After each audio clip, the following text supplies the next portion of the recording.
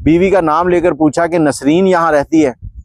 वो शख्स कहता जी आप किसी गलत घर आ गए हैं, नसरीन यहाँ नहीं रहती, यहाँ तो हम रहते हैं और हम 5 साल से यहाँ रह रहे हैं। इसने उसको बताया कि जो यहाँ पहले रहते थे वो कहाँ गए। उसने कहा मैं किसी को नहीं जानता, मैंने एक प्रॉपर्टी डीलर के जरिए से ये मकान खरीदा है, मुझे कोई मालूमात नहीं है। अब ये वहाँ के इलाके के लोगों से पूछता है।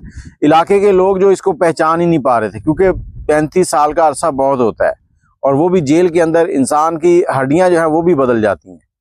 इसका तो चेहरा हर चीज बदली हुई थी। जब कोई भी मालूमात नहीं मिली तो इसने टैक्सी ड्राइवर से कहा कि मेरे पास ये थोड़े से पैसे हैं, ये आप लें, अगर आपका किराया पूरा होता है तो बाकी आपकी मेहरबानी, मैं आपका बहुत शुक्रगुजार हूँ। टैक्सी ड्राइवर ने बशीर का हाथ पकड़ा, कहना बाबा जी पुत्र भी कहते हो ते नाल बेरुखियां भी कर दे हो। बशीर साहब देख रहे हैं उसकी तरफ, कहता बाबा जी गाड़ी में बैठो, आज से ये गाड़ी समझो आपकी है जब तक आपके बच्चे नहीं मिलते। उनको गाड़ी में बिठाया, सीधा अपने घर ले गया, अपने बीवी बच्चों से मुलाकात करवाई और उनको सारी कहानी सुनाई और साथ ही अच्छा सा खाना बनवाया। खाना बना के दोनों ने मिलके बैठ के खाया और गप्पे मारने लगे और तरीका सोचने लगे कि बच्चों को कैसे ढूंढना है, बीवी को कैसे ढूंढना है। क्योंकि बशीर के पास 2 परेशानियां थी। एक ये थी कि कहीं बीवी बच्चे मर ना गए हों, दूसरी पता नहीं वो मिलेंगे या नहीं मिलेंगे, या बीवी ने कहीं दूसरी शादी ना कर ली हो। अब दोनों परेशानियां। लेकिन अगले दिन इन्होंने सोचा कि ये जो आपका घर था ना, इसके आसपास जितने भी गांव हैं वहां पर मसाजिद में ऐलान करेंगे ताकि पता चल सके कि कहाँ पर हैं वो। दोनों ऐसे ही करते हैं। अगले दिन जोहर के टाइम पे नमाज पे जाते हैं, नमाज पढ़ते हैं एक मस्जिद में, फिर वहां पे ऐलान करवाते हैं, कोई नहीं आता, फिर दूसरी मस्जिद में, तीसरी मस्जिद में, आखिर में एक मरकजी मस्जिद जो बड़ी मस्जिद सारे गांव की होती है वहां पर पहुंचते हैं। वहां जाकर जब ये ऐलान करवाते हैं, ऐलान खत्म हुआ तो मस्जिद में जो नमाजी थे उनमें से एक बारीक शख्स बड़े सुलझे हुए वो उठ के खड़े हुए, कहते बशीर साहब मुझे लगता है आप अफजाल के वालिद हैं, आपके बेटे का नाम अफजाल था। बशीर बड़े खुश हुआ और उसने कहा जी जी मेरे बेटे का नाम अफजाल था, दूसरे का ये नाम था। तो वो प्रोफेसर साहब कहते कि मैं उसका टीचर हूँ, मैंने उसे पढ़ाया है, अब आपका बेटा जो है वो डीसी लग चुका है, चले आए चलते हैं। सबके चेहरे पे रौनक थी, लेकिन बशीर अंदर ही अंदर अभी भी परेशान था कि बेटा मेरा डीसी तो लग गया लेकिन मेरी बेगम कैसी होगी।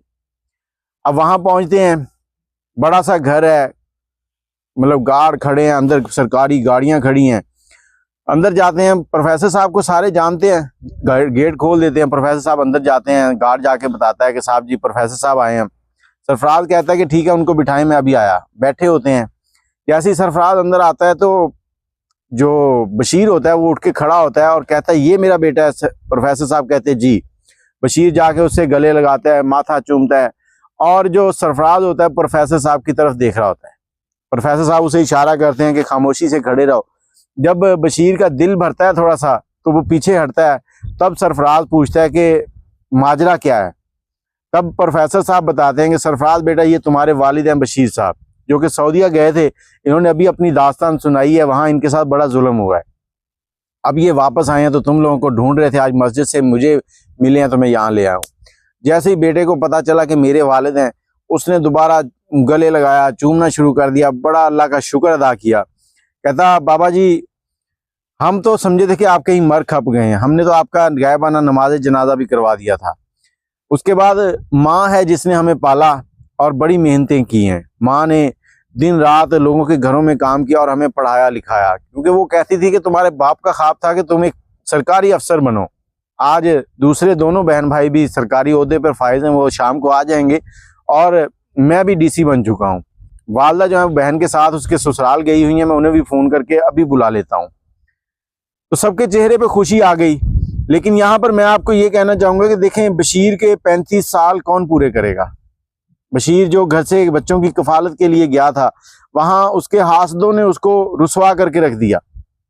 इसीलिए सियाने कहते हैं कि अपनी खुशियाँ किसी के साथ शेयर ना करें, अपनी खुशियों को छुपा के रखें ताकि वो आपके साथ ही रहें, नहीं तो खुशियों को नज़र लग जाती है। बशीर की कहानी तो यहाँ आकर सीधी होगी, लेकिन बहुत से लोग हैं जिनकी कहानियाँ आधी की अधूरी रह जाती हैं।